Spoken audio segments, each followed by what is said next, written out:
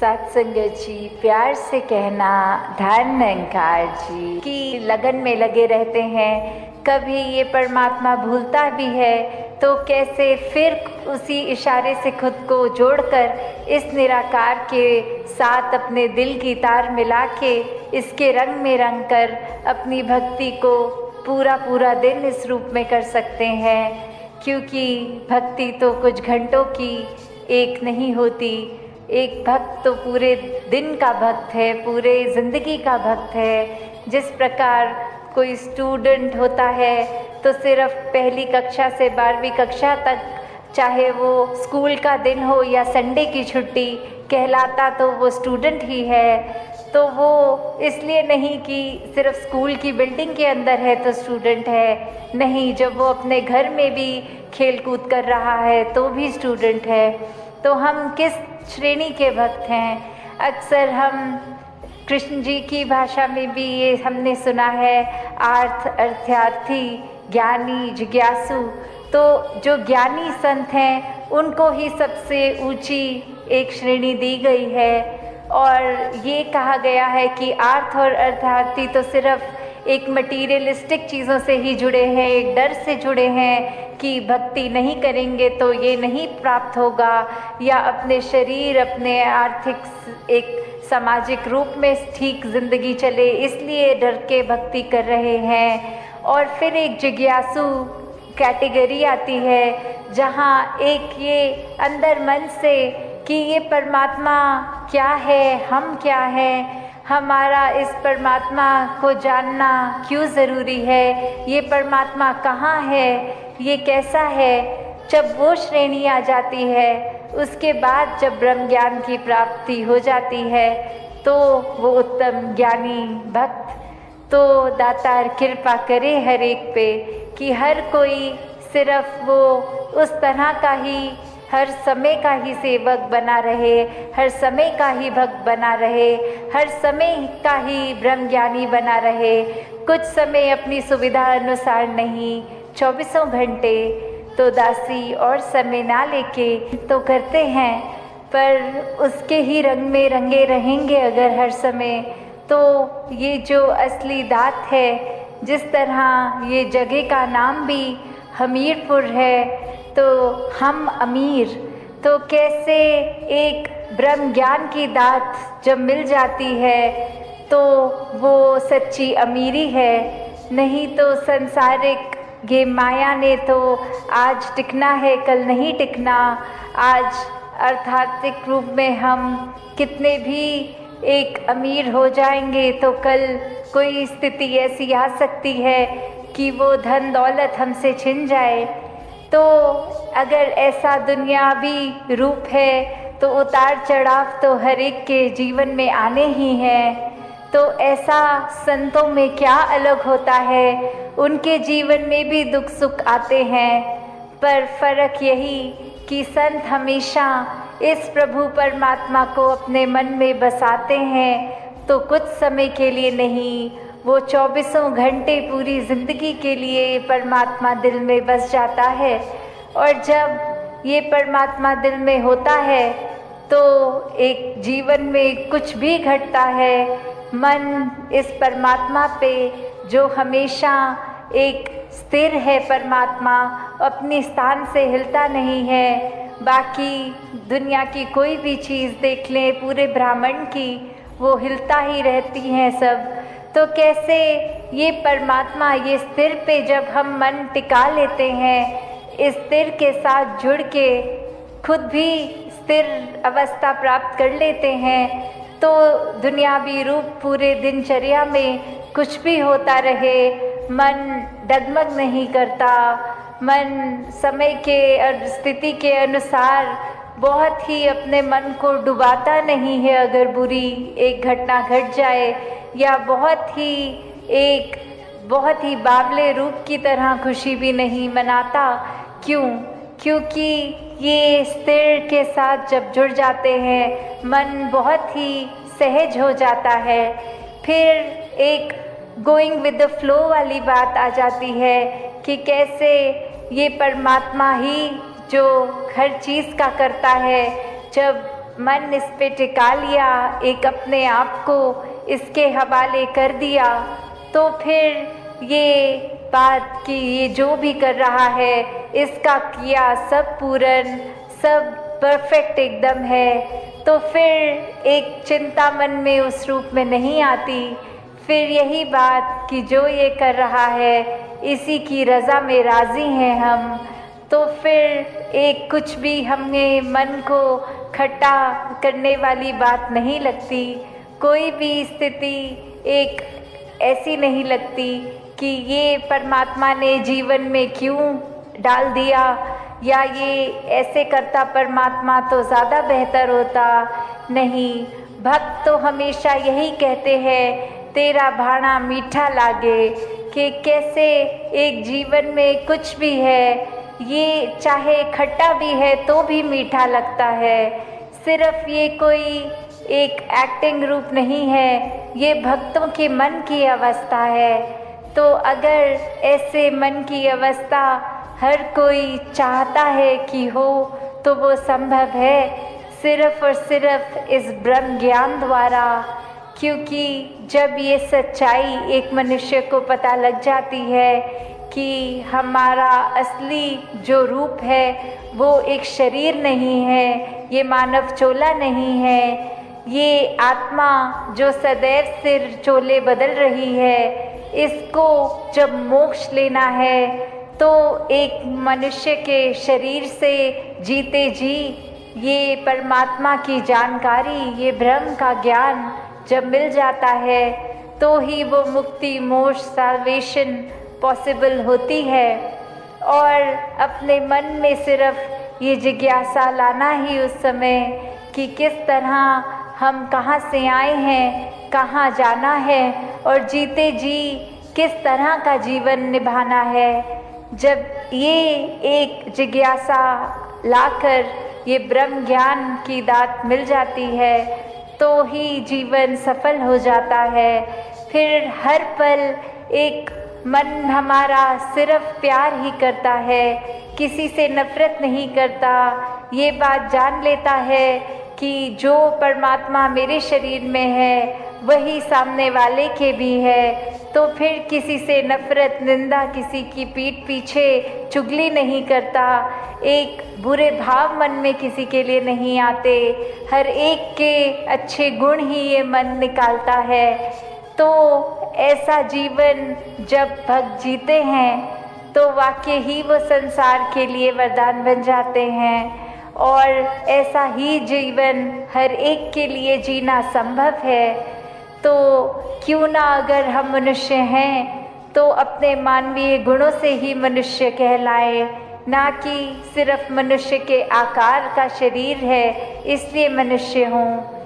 तो जब आज जैसे बात भी की जाती है कि आज वर्ल्ड एनवायरनमेंट डे है, किस तरह ये प्रकृति को भी, जो इस कादर की कुदरत है, इसको भी हर एक ने जहाँ निखारते चले जाना है। एक हम दिनचर्या में अगर सोचे कि कितना कचरा फैलाते हैं, किस तरह वो वेस्टेज भी ना हो, वो पोल्यूशन भी ना हो, वो एक किस तरह से हम मैनेज अच्छी तरह कर पाए, ताकि जब इस संसार में आए थे तो जितनी खूबसूरत धरती थी, जब इस संसार को छोड़ के जाए तो भी उससे ज़्यादा ही सुंदर इस कुदरत को कर सकें। किस तरह हम अपना बेड, चाहे वो पानी, बिजली इत्यादि जो भी हम एक अपने नीड के अनुसार बस उतना ही इस्तेमाल करें, उसको फजूल खर्च ना करें।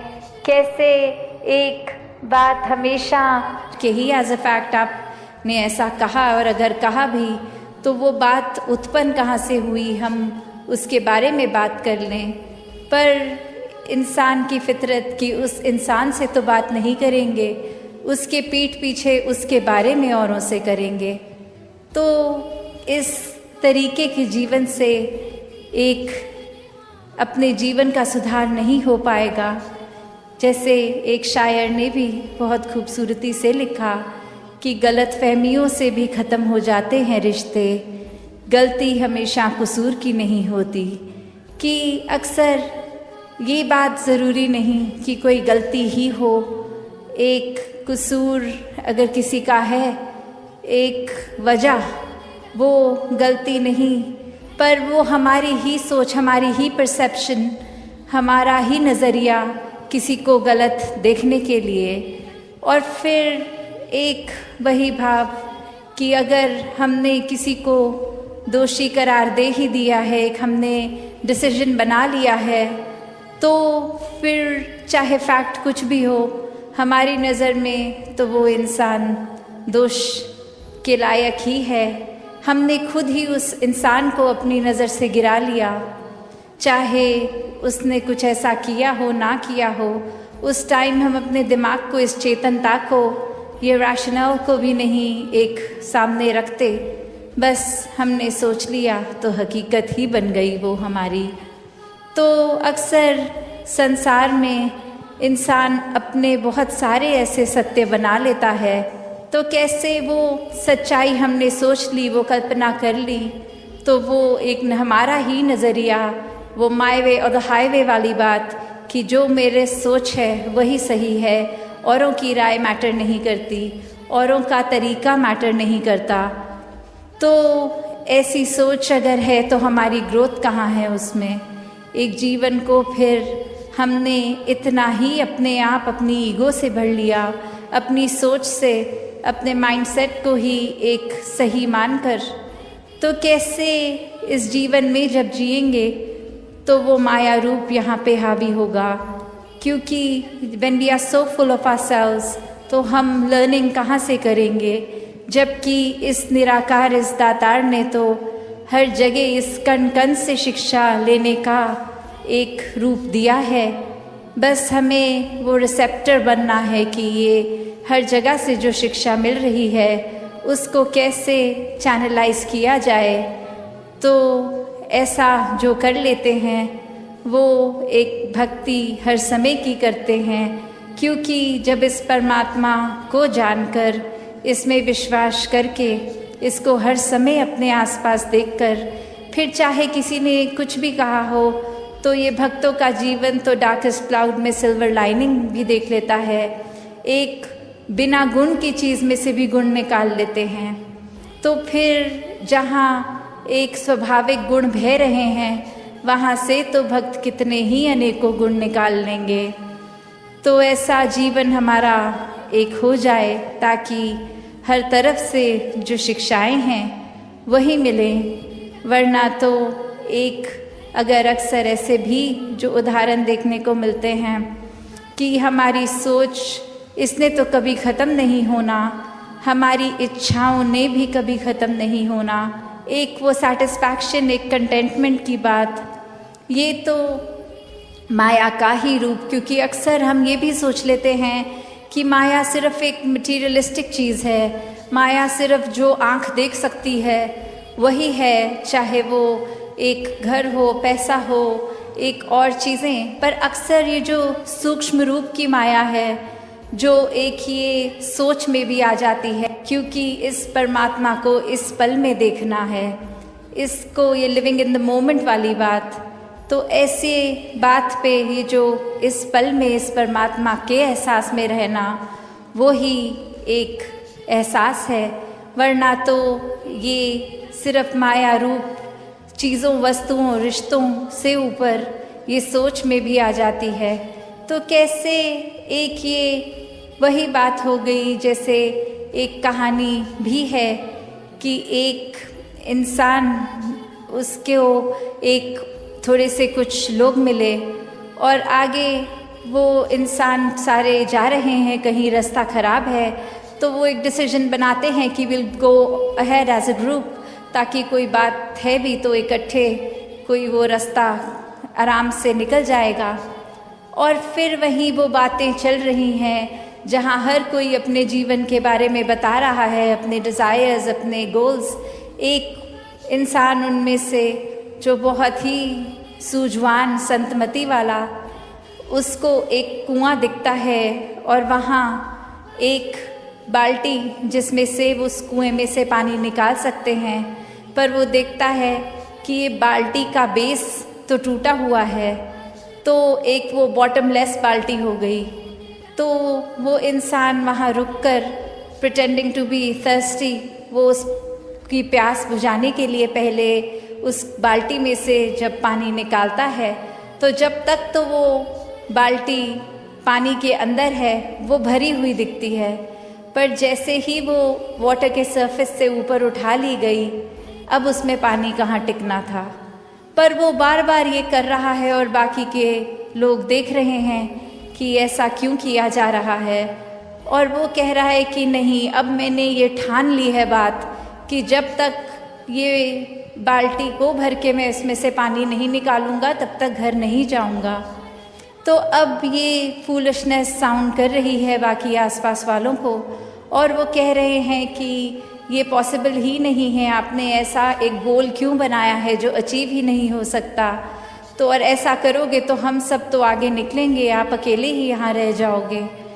तो बात वो समझाने की उनको फिर यही कहता है कि शुक्र है you bought this point up, क्योंकि हम सबको पता है ये बॉटमलेस बकेट है, इसको भरा नहीं जा सकता।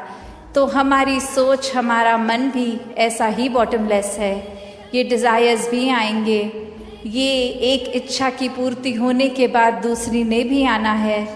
तो हमें एक, अगर हम उस भरोसे रहेंगे कि एक एक चीज़ आती रहे, उसको चेकलिस्ट में हम टिक करते रहेंगे, तो हमारे ये मन में और चीज़ें आनी एक बंद हो जाएंगी।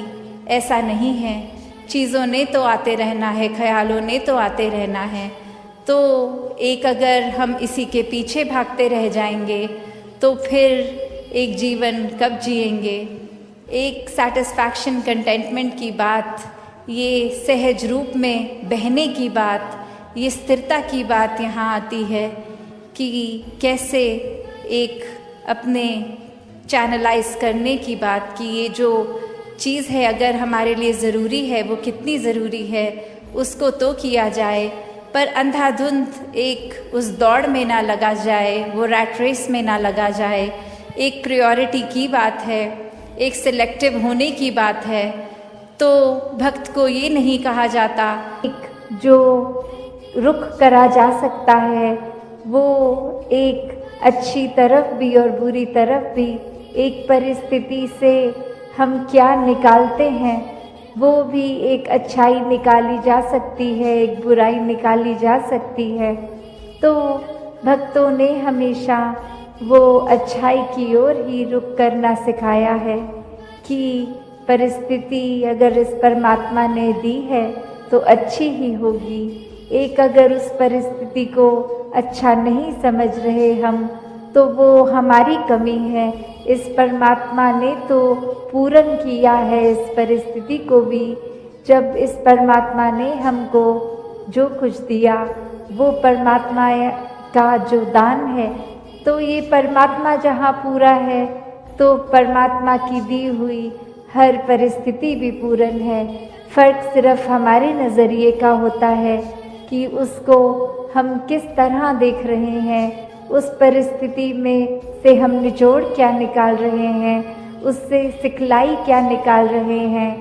क्या हम सिर्फ हमारे अनुसार कुछ नहीं हुआ तो उसके वजह से इस परमात्मा को ही कोस रहे हैं, या ये भी मान रहे हैं कि ये ही हमारे लिए बेस्ट है और कैसे इसमें वरदान छुपा हुआ है।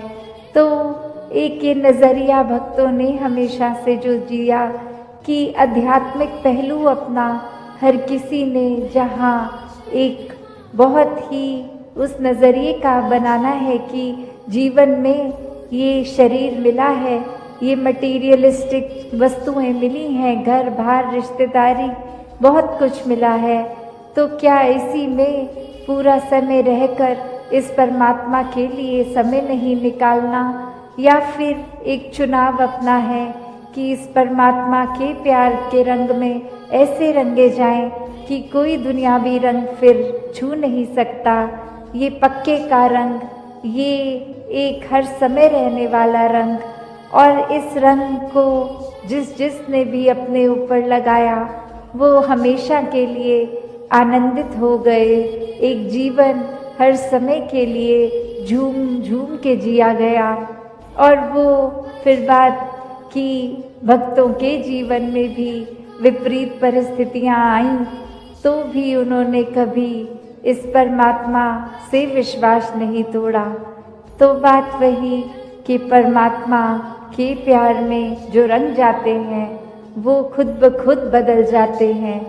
एक सामाजिक रूप से चाहे रहन सहन वैसा ही रहेगा जैसे ये परमात्मा के प्यार से पहले का था, वो एक शक्ल आकार सब सेम रहेगा।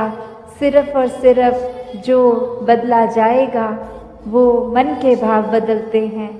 तो ऐसा ही बदलाव हर किसी के जीवन में मुबारक बदलाव होता है कि ये एक संसार में जितने भी अलग अलग प्रकार के चाहे इंसानों के साथ मुलाकात होनी और वो एक अलग अलग कल्चर बैकग्राउंड दिखने में अलग, कि कैसे भक्त हमेशा यही मानते हैं कि सभी चीजें हों तो भी एक निराकार को ही प्राथमिकता जीवन में देनी है।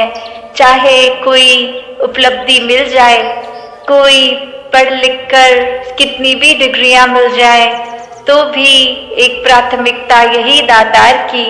और वहाँ दूसरी ओर अगर बिल्कुल ही एक पढ़े लिखे नहीं भी हैं, कोई उपलब्धि संसारिक उस तरह नहीं है, कोई धन इकट्ठा नहीं हुआ, फिर भी भक्त उस हालत में भी हों तो भी प्राथमिकता इस दातार को ही देते हैं। क्योंकि ये परमात्मा तो एक निर्धन हो या धनवान हर एक का है, और कैसे इसी के आश्रय हर कोई अपना जीवन एक काटता है। ये हर पल साथ रहने वाली सच्ची दात, जो अभी जिक्र भी हो रहा था कि मीराबाई ने भी फिर वस्तु अमोलक की बात करी, राम रतन धन की बात करी। कैसे फिर ये चाहे वो रानी होकर भी, और वहाँ कबीरदास जी जैसे बिल्कुल कुटिया वाले भी, एक उनमें दोनों में एक ही समानता कि दोनों का लगन, एक इतना मन का लगाव इस परमात्मा के साथ। फिर उनको फर्क नहीं पड़ा कि चाहे बहुत ही आराम से एक घर बना हुआ है, महल बना हुआ है, या बिल्कुल ही एक गोबर की बनी कुटिया में रहना पड़ रहा है। तो कैसे एक जो बात है कि पूरे दिन में कितना कुछ भी हर एक के हिस्से आता है, वो जब देने वाला ही दातार है, तो मन में फिर ये भेदभाव क्यों हर एक के आता है, या अपने लिए एक खुशी का एहसास नहीं हो पाता, क्योंकि एक मन तुलना करता है कि हमारे पास तो ये वस्तु नहीं है, और ये इंसान जो हमारा जानकार है इसके पास तो दुनियाविक रूप में बहुत सी वस्तुएं हैं जो उपयोग की भी नहीं है, ऐसी भी एक ब्रह्मांड लगा के बैठा है। तो कैसे मन उदास होता है जब मन तुलना करने आता है, जबकि अगर ये सोच को इस तरह भी मोड़ा जा सकता है कि दातार ने जो हमें दिया उसका सदुपयोग हम कैसे करें। जो कुछ भी दिया है उसी में एक बेहतरी है, एक भलाई है, इसी में ही हमारे लिए ये बहुत है। हर पल अपना जीवन जब भक्त इस सांसारिक जीवन में आकर घर परिवार की जिम्मेवारियां उठाते हुए कि घर चलाने के लिए जिस तरह का भी कार्य, तो उसमें भी वही है कि दातार बस ये घर परिवार जो भी कार्य करके हम चला रहे हैं वो जिम्मेवारी रूप तो ठीक है, पर कहीं पे भी इस धन दौलत से मन इस प्रकार ना जुड़ जाए कि इसी में फिर मजा आने लग जाए और इस परमात्मा को ही भूल जाए। जहाँ एक घर किसी का बना वो और धन इकट्ठा करने के लिए पूरा समय लग गया, फिर एक दूसरा और बड़ा घर, उससे भी बड़ा घर, फिर एक कामकाज के लिए घर से ज्यादा दुकान, दुकान से ज्यादा फैक्ट्री, ऐसे करते करते तो कोई अंत नहीं है। हम सब ने सिकंदर बादशाह का भी एक उदाहरण सुना है कि सब कुछ हासिल करके हासिले जिंदगी कुछ भी नहीं। मैंने देखा है कई सिकंदर खाली हाथ जाते हुए, कि कैसे एक सिकंदर बादशाह भी जाते समय खाली हाथ ही था, और कैसे चाहे जीते जी पूरा और पूरा फोकस उनका भी यही कि पूरे संसार को जीत लें। सारे संसार का जितना भी जमीन है, जितने भी महल हैं, जितना भी कुछ पदार्थ रूप है संसार का, वो मेरा हो जाए। और कैसे जब आखिरी श्वास ली तो वो शरीर तो चला गया और वो शरीर के साथ और कुछ नहीं गया। तो संत वही बात करते हैं कि जीते जी इस परमात्मा को याद करते हुए फिर हर समय कामकाज भी करते हैं, तो वो मन में लालच का भाव नहीं आता।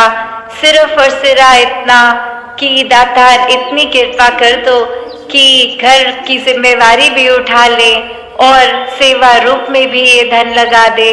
किस तरह हर किसी का फिर ये अपने स्वास्थ्य पे भी ध्यान जाता है, तो वो इसीलिए कि ये तन मन धन तीनों ही वस्तुएं ये दातार की हैं, इस निराकार की हैं। तो इस निरंकार ने ये शरीर दिया है, तो ध्यान भी रखना इस शरीर का बहुत जरूरी है।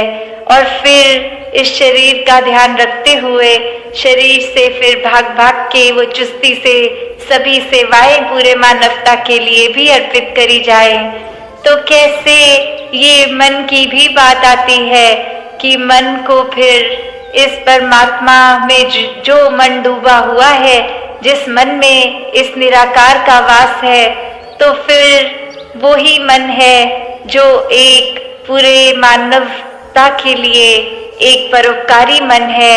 वो पूरा दिन कोई नेगेटिव सोच विचार में नहीं लगता ऐसा इंसान जिसके मन में निरंकार है, क्योंकि फिर हर पल ही एक कोशिश यही लगी रहती है कैसे हम हर किसी के लिए कुछ कर सकें जो उनकी भलाई के लिए हो, उनके आराम के लिए हो। तो कैसे एक संसार में तो हर किसी प्रवृत्ति के लोग होते हैं, सत्संग आकर भी एक कोशिश हर एक की यही होती है कि ये दुनिया में जो चल रहा है सो चल रहा है। हम इस संसार में रहकर भी कैसे संसार से न्यारे रहें। जैसे अक्सर हर एक ने ऐसी बातों पर वो कमल और कीचड़ का उदाहरण सुना हुआ होता है कि एक गंदगी, एक ठहरे पानी, एक कीचड़ में भी एक इतना सुंदर कमल जैसा फूल खिल जाता है। तो वो एक कीचड़ में रहते हुए ये अलग दिखता है, इसकी खुशबू अलग होती है, एक साफ सुथरा ये कमल। तो बात वही कि अगर ये कमल ये शिकवे करता कि मेरे आसपास तो इतनी गंदगी है, इतने मच्छर भी इस ठहरे हुए पानी में है, ये मिट्टी ही मिट्टी कीचड़ जैसी, तो इसमें मैं नहीं खिलूंगा। मैं तो बहुत सुंदर किसी बगीचे में जहाँ एक गुलाब हो, अन्य और सुंदर दिखने वाले फूल हों, वहीं खिलूंगा। तो ये बात नहीं, उस कमल ने तो ये सोचा कि आसपास का माहौल जैसा भी हो, ये वातावरण एक अनुकूल हो या प्रतिकूल हो, उसमें खुद को कैसे ढालना है। और फिर देखने वाले की भी नजर अक्सर उस सुंदर कमल को ही देखती रह जाती है, उसके नीचे ठहरे हुए गंदे पानी को नहीं, क्योंकि वो अपने आप में अपनी छाप एक ऐसी रखता है, एक उसके स्वभाव में उतना सुंदर उसका रंग, खुशबू, आकार कि देखने वाला फिर उस अच्छाई की ओर ही देखता है, उस ठहरे गंदे पानी की ओर नहीं। तो उसी प्रकार अगर हम इंतजार ही करते रहेंगे कि जब जीवन में कोई हमारे मुताबिक चीज होगी, हम उस टाइम ही भक्ति करेंगे, हम उस टाइम ही इस प्रभु का शुक्राना करेंगे, तो वो समय तो आने वाला नहीं है, क्योंकि इस जीवन में तो सुख दुख में आते जाते रहना है। कभी भी ऐसा नहीं होना कि हर कुछ हमारे मुताबिक ही चलता जाए पूरे जीवन में। तो वो सब जो उदाहरण अक्सर हम सत्संग में भी सुनते हैं कि दुनिया में भक्ति को भी इस तरह सबने एक आजकल माना हुआ है कि जब सब कुछ अच्छा होगा तो ही ये परमात्मा है हमारे लिए, वरना तो परमात्मा को कोसते ही रह जाते हैं कि हमारा शरीर ठीक नहीं है, हमारे पास धन दौलत नहीं है, हमारे ये कमी है, हमारी अक्सर सिर्फ और सिर्फ इस तरह ही शिकवे और शिकायतें इस दातार से चलती ही रहती है कि हमें जो जो चाहिए वो खैरात देते ही चले जाओ तो ही हम मानेंगे कि भगवान है। तो बात ये नहीं, भगवान है, ये सच्चाई हर समय है।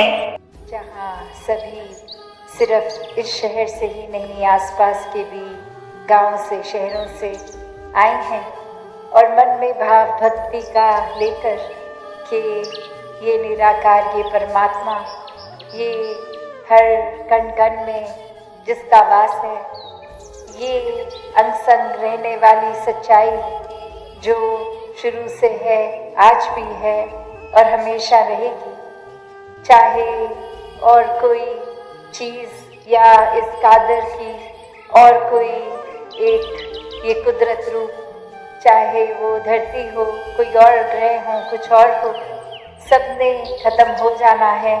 इंसानों ने भी अपना समय जीकर फिर इस संसार में नहीं रहना। तो ये भक्तों ने हमेशा से उजागर किया कि इस संसार में जितने भी पल मिले हैं, ये श्वासें जब चल रही हैं, इन श्वासों का मोल डाला जाए, ये श्वासों को इस परमात्मा के प्यार में लगाया जाए, भक्ति में लगाया जाए, एक अपने मन में सेवा भाव पूरे संसार के लिए, समाज के लिए एक डाला जाए और कैसे समर्पित होके फिर ये मन भी सुमिरन में लगता है, इस निराकार के साथ अपना नाता और जोड़ने में। और भक्तों ने हमेशा यही समझाया कि घर परिवार समाज में रह के ही भक्ति की जा सकती है, इसको इसी तरह करना है, सभी का साथ देना है, सभी के लिए उपस्थित रहना है, एक हर एक के प्रति ये करुणा का भाव विनम्रता के साथ हो।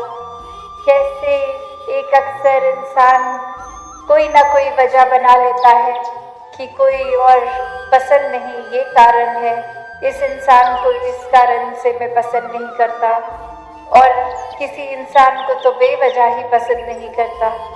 तो ऐसे भाव जब होते हैं तो ये बहुत जजमेंट्स किसी के भी प्रति हम अपने मर्जी की कोई भी बात बना के एक उसको दोषी करार दे देते हैं, उसका कोई ना कोई एक अंदर खामी बाहर निकाल देते हैं।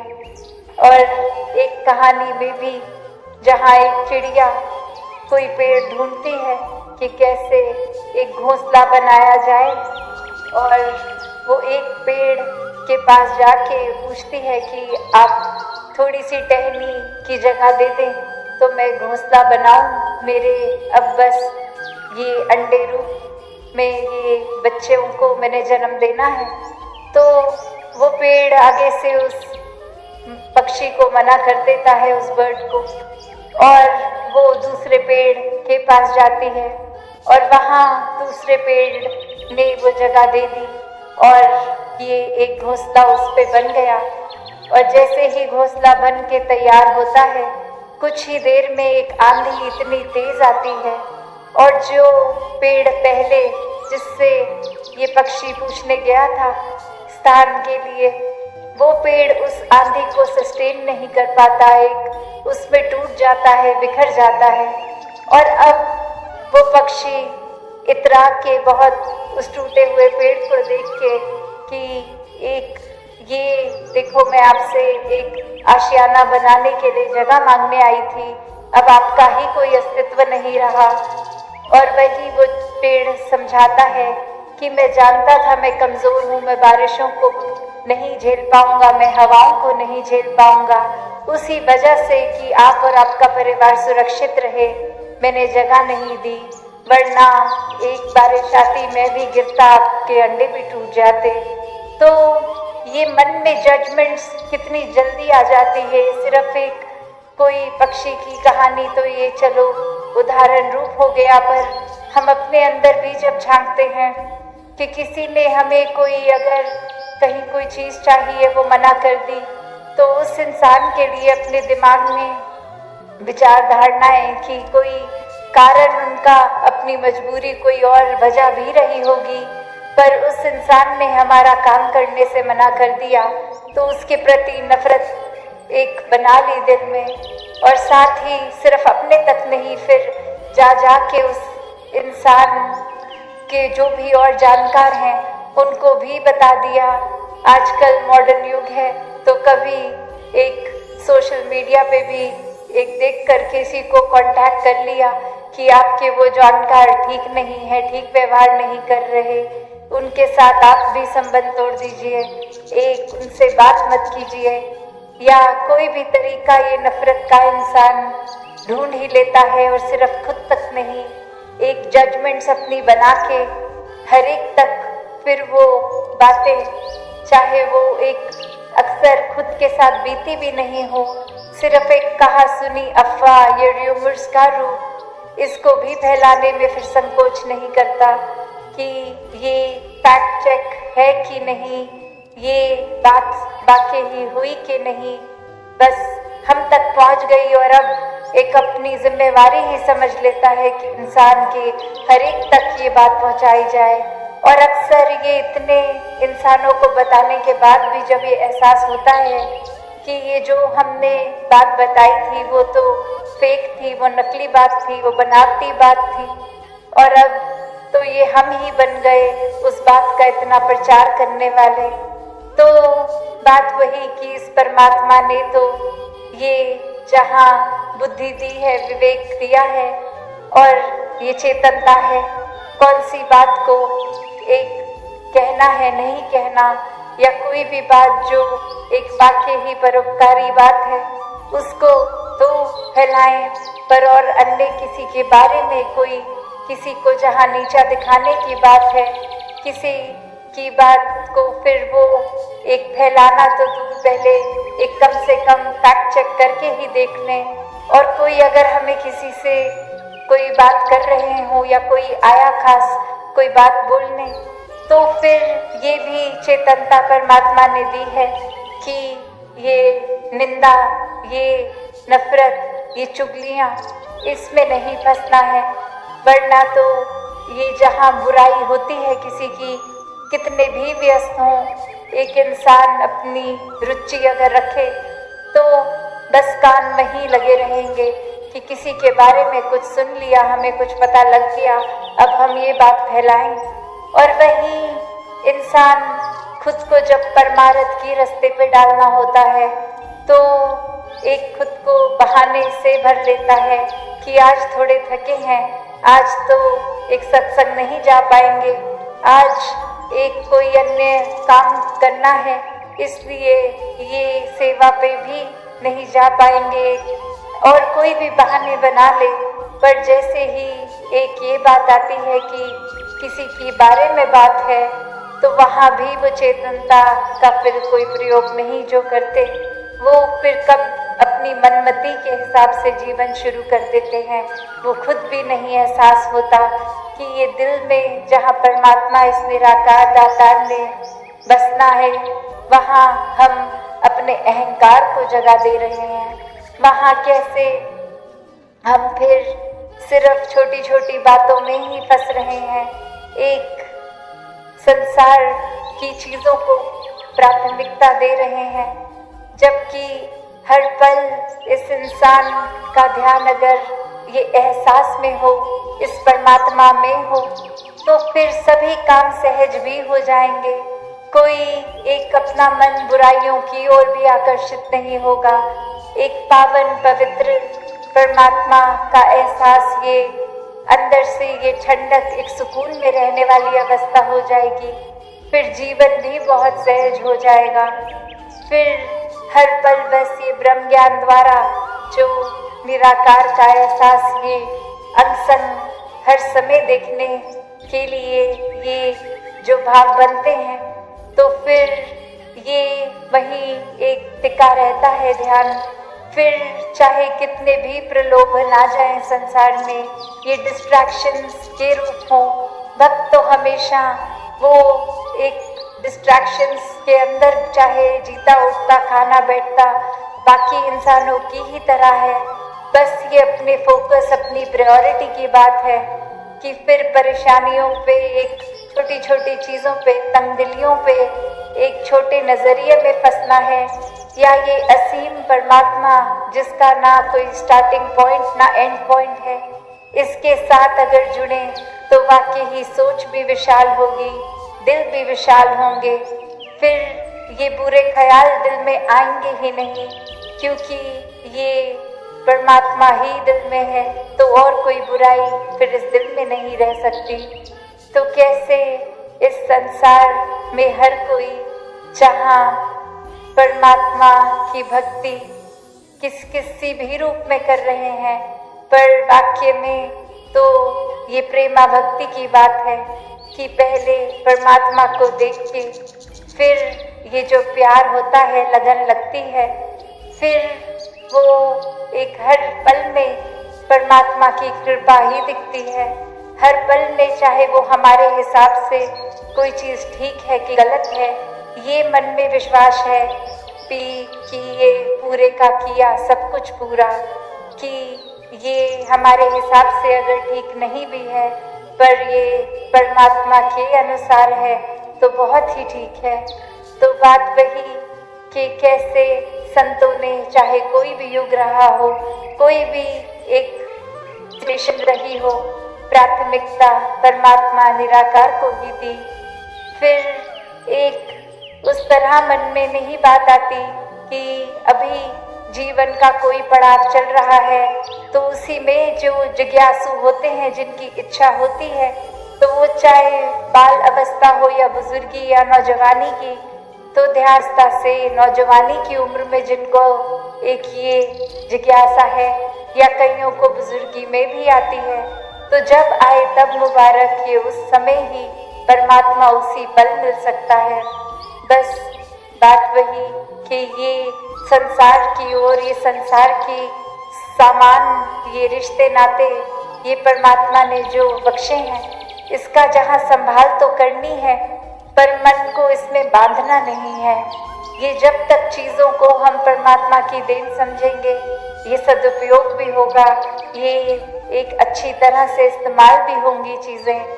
पर वही एक कोई वस्तु आज है कल नहीं है, उसके लिए मन को इतना परेशान कर लेना कि एक फिर उदासी भरा जीवन जीने लग पड़ना, तो ये तो फिर उस तरह से वस्तु के साथ इतनी अटैचमेंट हो गई कि परमात्मा ही नजर आना बंद हो गया। तो संतों ने हमेशा डिटैच्ड अटैचमेंट की बात की है कि ये सब चीज़ों को तो एक अच्छी बात है, मेहनत मशक्क़त करना, अपने घर परिवार को पालना, एक घर में आराम के लिए अन्य अन्य गैजेट्स लेके आना, पर ये सब होने के बावजूद ध्यान परमात्मा में लगाना, कैसे अपने मन को फिर चीज़ों में उलझाना नहीं है। ये परमात्मा में जितना ध्यान और लगाते हैं, अक्सर एहसास होता है कि घर के आपसी रिश्ते भी और संवर रहे हैं, उनमें और महक आ रही है। कैसे फिर कभी भी नज़र किसी की ओर पड़ती है तो वो बुरा या वो बेगाना लगता ही नहीं है, वो हर कोई अपने ही परिवार रूप दिखते हैं, अपना ही अक्स दिखता है। और कैसे फिर हर एक में परमात्मा रूप स्वयं कि जब ये निराकार का एहसास है तो वो कण कण में है, तो हर एक में है, तो फिर कोई वजह नहीं बचती कि किसी से भी नफरत की जाए। फिर वो वजह नहीं बचती कि एक किसी की गलती पे उसको इतना बुरा अपने दिमाग में बांध ही लिया कि वो इंसान बुरा है। नहीं, फिर वो जहाँ उस इंसान की माफ़ी के मोहताज भी नहीं रहते, वो खुद ही क्षमा का भाव अंदर से आता है। और वो इंसान अगर माफ़ी मांग भी ले तो भी बात यही रहती है कि ये आगे से गलती वो इंसान ना रिपीट करे। उतनी कम्युनिकेशन, एक उतनी बातचीत उस इंसान से रहती है कि चलो गलती हो गई तो कोई बात नहीं, हमसे भी होती है, आपसे भी हो गई, बस आगे इसको वाकई ही सुधार का एक ये मौका देखें, इसमें एक वो अपॉर्चुनिटी देखें। इसको फिर अगर शिक्षा मिली है तो इसको गंवाया ना जाए, पल को ये सीख कर आगे बढ़ा जाए। कैसे फिर संतों के भाव में तो ऐसे भी होता है कि गलती से भी अगर एक छोटी सी जो चीज़ वाकई ही फूल जैसी कोमल भी क्यों ना हो, अगर किसी को गलती से लग जाए तो संतों के तो मन में यही आएगा कि सामने वाले इंसान को दर्द ना हो गई हो हमारी वजह से। और वहीं एक अगर मन में अहंकार लेंगे तो किसी के सर पे पत्थर भी मार रहे हैं। एक ये हैवानों वाली हरकतें भी इंसान कर रहा है और मन में माफ़ी तो दूर की बात, ऐसा भी ख्याल नहीं आ रहा है कि कुछ गलत कर रहे हैं। ये परमात्मा का एहसास ही नहीं तो फिर इंसान का शरीर तो है पर अंदर इंसानियत नहीं है। तो फिर ऐसा जीवन तो कहाँ एक मनुष्य कहलाने लायक भी जीवन है। तो इस दातार ने ये पोटेंशियल तो दिया है कि हम इंसान के शरीर में एक फरिश्ता भी बन सकते हैं, एक दानव भी बन सकते हैं। तो क्या बनना है? बात वही चेतनता की कि ये चेतनता को अपने जीवन में जिन्होंने अपनाया, संतमति को अपनाया, और तभी बार बार संत एक सेवा सुमिरन सत्संग के पहलू पे भी इतना जोर देते हैं कि अपने साथ साथ हर समय जब संतों का संग होगा ये सत्संग रूप में, तो फिर अच्छे विचारों के साथ साथ जीवन कैसे ये वाकई ही दिल से एक चेंज होता है। ये रवैया ऊपरी बनावटी नहीं, ये दिल का प्रवर्तन है। कैसे फिर एक वो भाव आता ही नहीं कि हमसे कोई नीचा है तो सभी पूजे हैं, सभी ही के लिए ये सेवा भाव। और हर समय सिमरन रूप अरदास भी, जहाँ खुद को भी एक बख्शवाने के लिए और वहीं हर एक के लिए अरदास ये संत करते हैं। तो ये ऐसा संतों वाला जीवन हर कोई जी सकता है।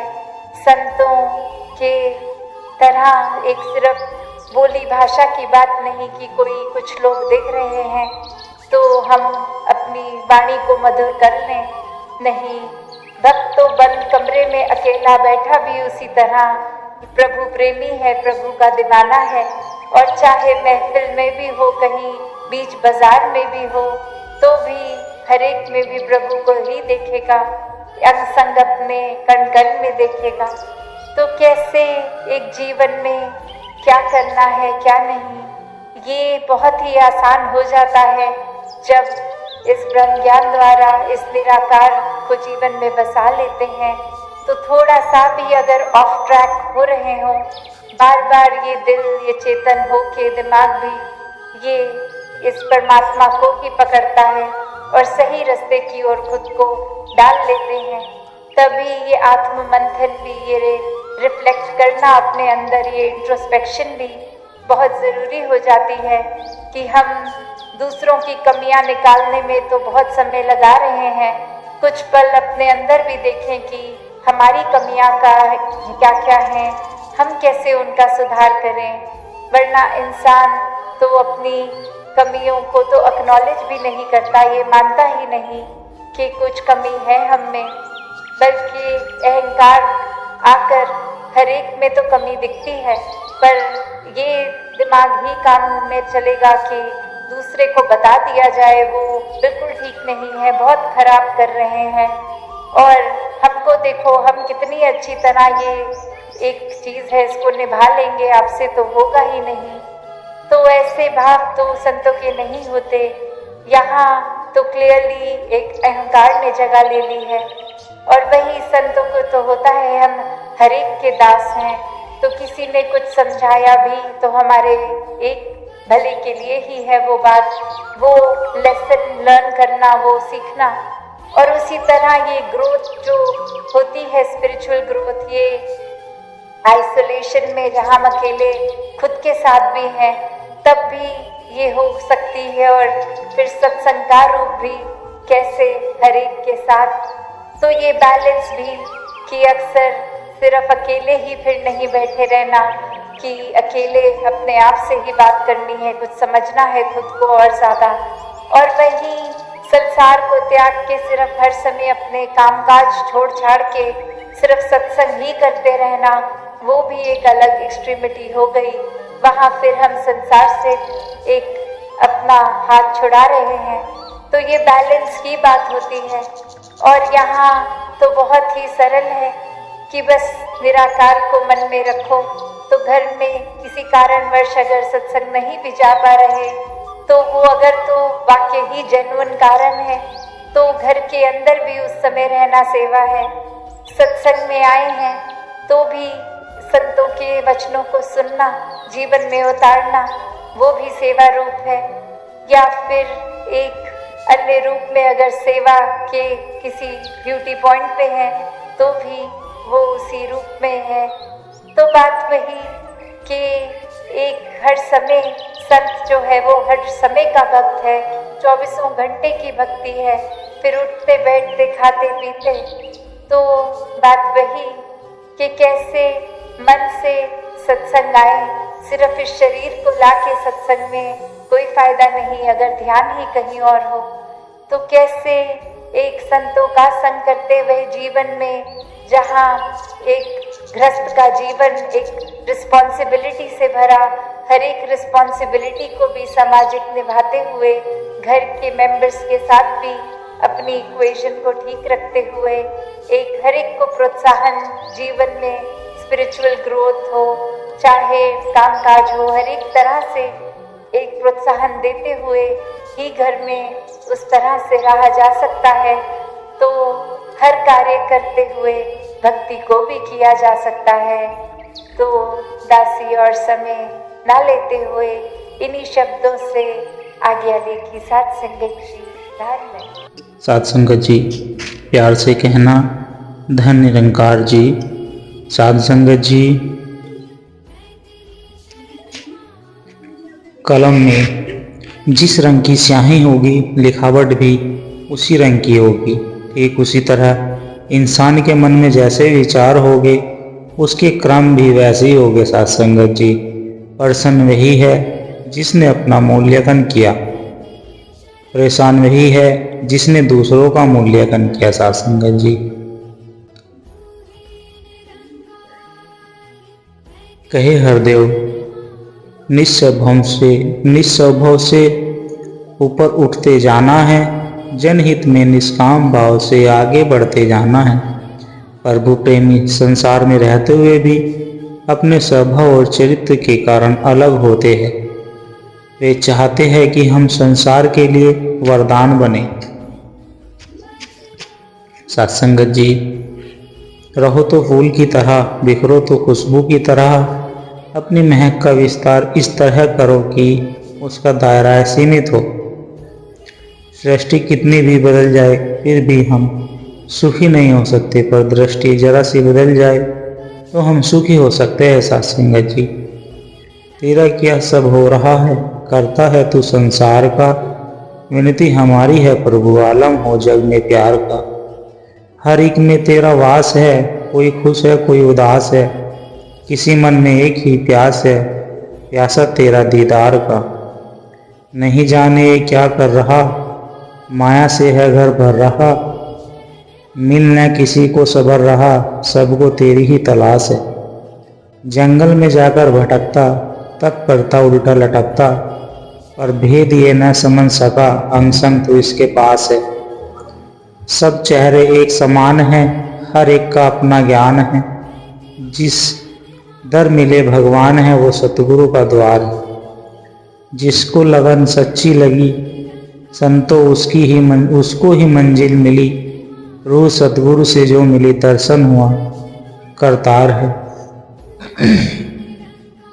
साथ संगत जी, ठोकर न लगे सतगुरु मुझे संभालना, बहक न जाऊं रास्ते से सतगुरु मुझे संभालना। इंसान हूँ, गलती का पुतला हूँ, भूलों को मेरी क्षमा कर सतगुरु मुझे संभालना। साथ संगत जी, श्री अष्टवक्र गीता श्लोक 28 अध्याय 18। ऐसा ज्ञानी समाधि में आग्रह न होने के कारण मुमुक्षु नहीं हो, विक्षेप न होने के कारण विषय नहीं है। मेरे आरित्र जो कुछ भी दिख रहा है वह सब काल्पित ही है, ऐसा निश्चय करके सबको देखता हुआ वह ब्रह्म ही ब्रह्म। साथ संगत जी, मुर्शद के क्रम में मुरीदों को नवाजा है इस कदर कि रोज ईद हो गई तेरे दीदार पाकर। हर पल हर्षोल्लास खुशियाँ त्योहार है, पतझड़ बन गई बहार है। जिनके कर्मों में खुदा है उनकी जिंदगी लाजवाब है, उनके पूरे होते हर ख्वाब है। क्रम करके अच्छे देख लीजिए साथ संगत जी, जीवन बन जाता सवाब है। कर्म की गठरी लाद के जंग में फिरते इंसान, जैसे करे वैसे भरे विधि का यही विधान। कर्म करे किस्मत बने जीवन का ये मर्म, प्राणी तेरे भाग्य में तेरा अपना कर्म। साथ संगत जी, जिनको इस परमात्मा की नज़र मिली है वही नज़ारा ले सकते हैं। वो हर जर्रे में, हर पत्ते में इसी का रूप देखते हैं और वो हर पल इसी के आनंद में रहते हैं। साथ संगत जी, इतिहास कहता है कि कल सुख था, विज्ञान कहता है कि कल सुख होगा, लेकिन धर्म कहता है अगर मन सच्चा और दिल अच्छा हो तो हर रोज सुख होगा। अब मन में कुदरती यह विचार आता है कि अगर परमात्मा हर एक के अंदर है तो हमें अंदर क्यों नहीं, तो हमें अंदर नज़र क्यों नहीं आता। हमारे अंदर किस चीज़ की रुकावट है, वह रुकावट किस प्रकार दूर हो सकती है। साथ संगत जी, गुरु अर्जुन देव जी फरमाते हैं, अंतर अलख में जाई लाकिए विच पड़दा हमें पाई, एका संगत एकित गिर है बसते मिल बात न करते भाई। दोनों इकट्ठे रहते हैं और एक ही घर में दोनों का निवास है, लेकिन आपस में मिलाप नहीं है। आत्मा भी शरीर के अंदर है, परमात्मा भी इसी शरीर के अंदर है। साथ संगत जी, लेकिन न कभी आत्मा ने परमात्मा को देखा, न कभी आत्मा सुहागिन हुई। फिर खुद ही जवाब देते हैं कि परमात्मा जरूर हमारे शरीर के अंदर है, लेकिन हमारे और मालिक के दरमियान भ्रम यानी होमों की बड़ी जबरदस्त रुकावट है। साथ संगत जी, जैसे पानी का ज्ञान होने से और पानी को देखने मात्र से प्यास नहीं बुझती, वैसे ही ब्रह्म ज्ञान होने मात्र से मुक्ति नहीं मिलती। ब्रह्म ज्ञान को जीना पड़ता है जीवन में। दो पंखों के बल पर पंछी नभ में उड़ता जाता है, एक पंख कट जाए तो फिर वो नहीं उड़ पाता है। ज्ञान कर्म के संगम से ही जीवन की ऊंचाई है। एक पक्ष कमजोर अगर है बात न बनती भाई है। ज्ञान कर्म के संगम से ही भक्ति को श्रृंगार मिले, ज्ञान कर्म के संगम से ही मुक्ति का उपहार मिले। ज्ञान कर्म के संगम से ही हो सकता कल्याण है, कहे हरदेव सभी संतों का रहा यही फरमान है। साथ संगत जी, ब्रांड माइंडेड विशाल दिल परोपकारी होते हैं, सबका हित सबका भला सोचते हैं और करते हैं। जब तक हम विशाल नहीं बनेंगे हमारा विकास नहीं होगा। संकीर्णता मनुष्य को आगे बढ़ने नहीं देती।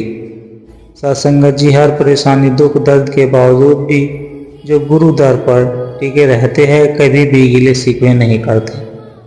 मन में हमेशा शुक्राने का भाव बना रहता है। साथ संगत जी, उनके जीवन में बहारें मुस्कुराते हुए आती है। जिसने खुद को मिटाया है उसी ने जन्नत को पाया है।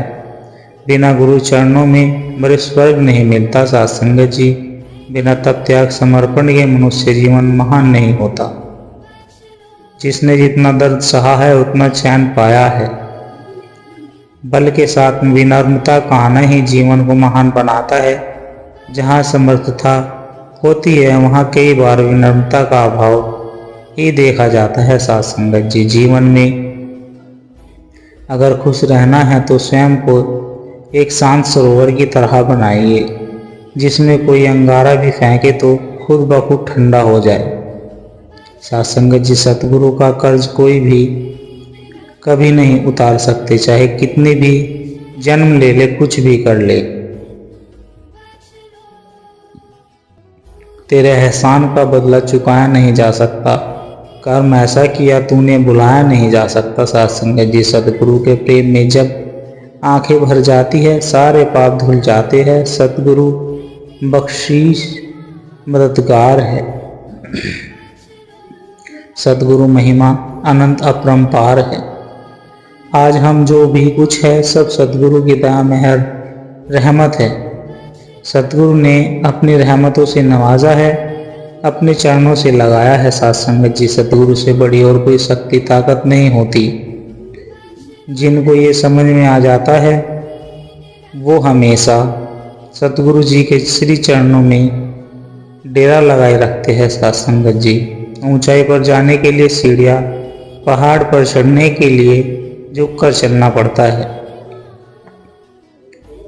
जब हम कुछ भी नहीं होते तो सब कुछ मिल जाता है। झुकने वाले झुक झुक के खुदा मिलता है। जो जितना झुकता है मिटता है, उनका जीवन उतना ही खिलता है। साथ संगत जी, सतगुरु का रंग संतों का संग, सतगुरु के ही रंग में रंग जाऊं। संत जनों की चरण धूल पाऊं, हर पल बस तू ही तू मैं गाऊं। तेरे दरबार में ही रह जाऊं। रख भरोसा मालिक पर जो कण कण में समाया है, चलता साथ हमेशा बनकर सबका साया है। अपेक्षा उम्मीद इच्छाएं मनुष्य के दुखों का सबसे बड़ा कारण है। मन बेचे सतगुरु के पास 30 सेवक की कारजरास। परमात्मा ने हमें यह मनुष्य देह इसलिए दिया है कि हम अपना असली काम कर सके, अपने असली घर वापस जाने के लिए काम कर सके। यही परमात्मा की सच्ची भक्ति है। साथ संगत जी, सतगुरु सम कोई नहीं, सात दीप नौखंड, 3 लोक न पाए और 21 ब्रह्मांड। साथ संगत जी, श्री अष्टवक्र गीता श्लोक 27 अध्याय 18। जो धीर पुरुष अनेक विचारों से थक कर अपने स्वरूप में विश्राम पा चुका है, वह न कल्पना करता है, न जानता है, न सुनता है और न ही देखता है। साथ संगत जी, प्यार से कहना धन्य निरंकार जी।